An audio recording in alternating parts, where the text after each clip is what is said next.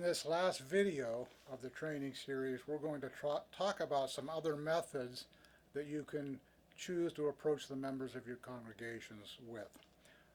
Again, let me remind you that the method that we just talked about, the one service method, is the best way to do it. It's the most effective, efficient way to do it.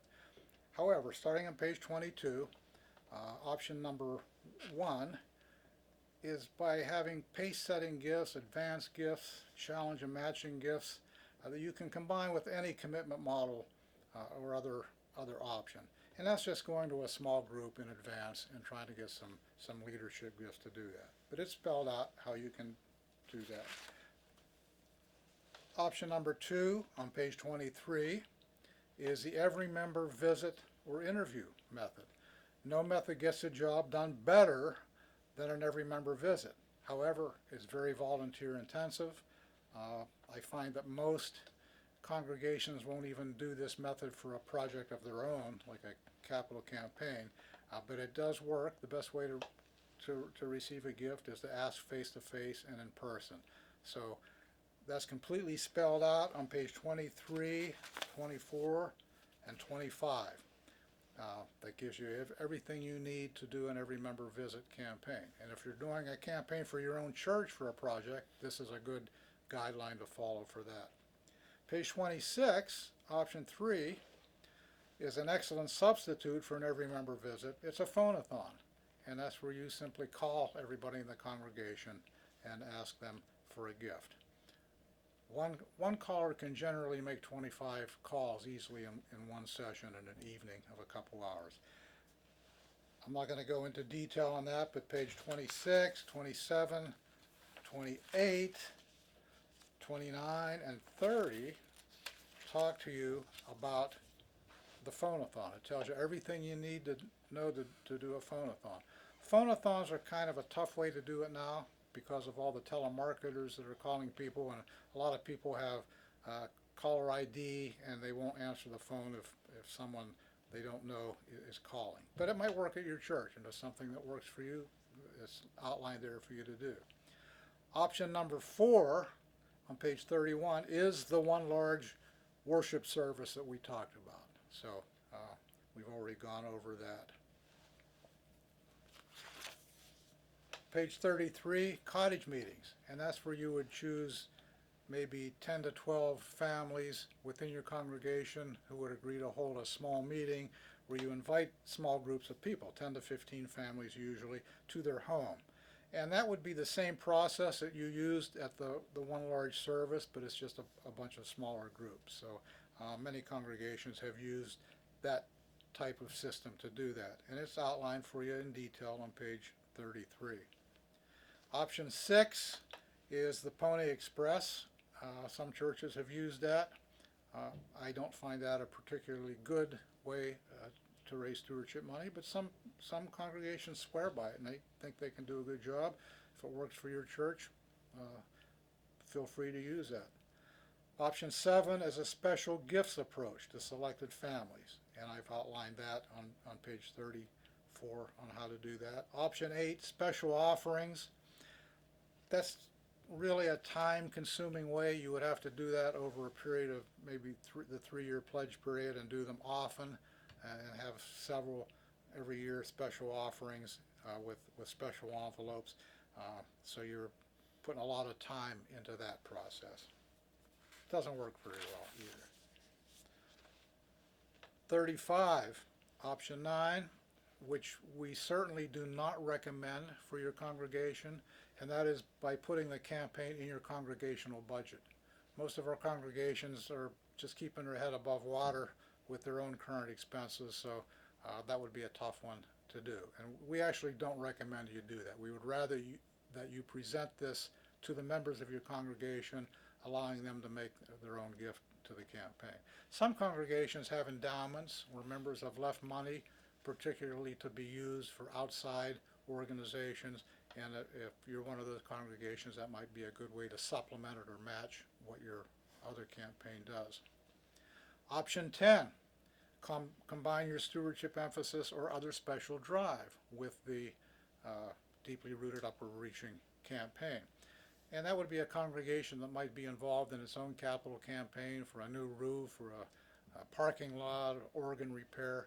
And you could actually make this one of the projects within the campaign if you so choose. Or if you're involved in a campaign and you don't think it would be a good idea to do this in conjunction with your campaign, remember that you can pick the time that you do this. So you might wait till after your own campaign is done and then kick this campaign in. Option 11, if you don't like any of the options we've given you, go ahead and design your own. And if you do, let Jessica know what it is so we can put it in our next manual if it's successful. What won't work is, first of all, you can see just from what we've gone through here, this is a pretty flexible plan. You have many options and choices. The manual and the plan have been used successfully in thousands of campaigns across the country during the past 40 years. We found that those congregations who follow the manual and do good planning almost always experience success. As Jessica said in an earlier video, we had some pilot congregations do this campaign and follow this system. Every one of them hit or exceeded their goal following this method. So this really works. Basically, what doesn't work is to shortcut the asking process. As an example, mailing out the pledge forms and then asking the families to bring them or send them to the church doesn't work. Some people will do it, but most people won't. Asking them to mail them to the campaign office also doesn't work. Handing out pledge forms at church and asking people to return them after the service or at a later date doesn't work. Trust me on that. It really doesn't, because we've had congregations try it and it doesn't work. So I guess what I'm saying is, don't try these shortcuts. They simply won't work, and they're a waste of your time and effort and materials. What will work is handing out pledge forms at a service, only if you allow quiet time after sufficient explanation for the members of your congregation to fill out the intent forms right then and there, collecting them during the service at the conclusion of the quiet time, then a follow-up with those who were not present or did not respond. That will work and work very well in your congregation. We're getting to the end of our training series of videos. So far, you have learned all about the campaign. You've learned our recommended model for presenting the information and asking your congregation. And you've also learned about various other models that are options for you to utilize either with this campaign or in your own church's future campaigns. So what's next? We have a few next steps for you. The first one is to gather your committee of 3 to 5 people for your first planning meeting. Second step is to coordinate with your pastor and congregation council to set the dates for your appeal. Then you want to coordinate with your congregation council to set the goal. It's so important to have a goal to reach for your congregation's campaign. Then you need to determine the method by which you will seek pledges for the campaign and report that method to your pastor and council so they know what's going on. Next, you'll want to check to see if the quantity of the materials that I've provided to you is enough for your congregation, and order more if you need to. Then share with your pastor or pastors your plans for your Commitment Sunday, as well as the needs for mission moments and other campaign activities.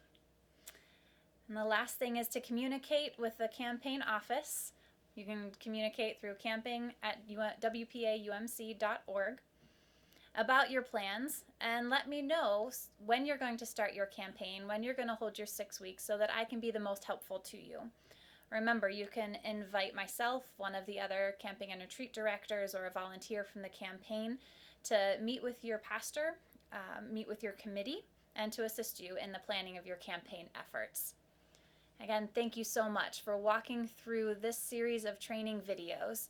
If you have any questions, please contact me at camping@wpaumc.org.